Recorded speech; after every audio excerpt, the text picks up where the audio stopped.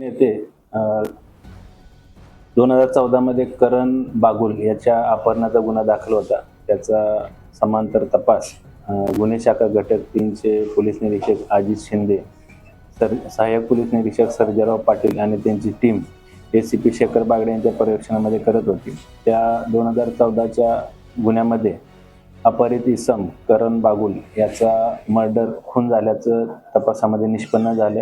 त्या संबंधानं युनिट 3 ला गोपनीय माहिती मिळाली होती. पुराव्याच्या आधारे तपास केला असता अपहरित इसम करण बागुल याचा मर्डर झाल्याचं निष्पन्न झालं. या अनुषंगानं 3 आरोपींना त्या खुनाच्या गुन्ह्यामध्ये अटक करण्यात आली आहे, ज्यामध्ये यापूर्वी सुरेंद्र पाटील रील स्टार राहणार डोंबिवली, त्याचबरोबर चंद्रकांत गायकर आणि सुरेश देगावत असे 3 आरोपी अटक करण्यात आलेले आहेत. या 3 आरोपींनी अपहरित इसम करण बागुल याचा 4 ऑक्टोबर 2014 रोजी लोखंडी रॉडने त्याला मारहाण करून त्याचा मर्डर केला लक्ष्मी अपार्टमेंट डोंबिवली येथे. त्यानंतर त्याची बॉडीची विल्हेवाट त्यांनी बारवी डॅम मुरबाड या ठिकाणी जंगलामध्ये त्याची बॉडी तिथे पुरून ठेवली. त्या अनुषंगानं युनिट 3 चा तपास सुरू आहे. सध्या 3 आरोपींची पोलीस कोठडी 2 मे पर्यंत आहे.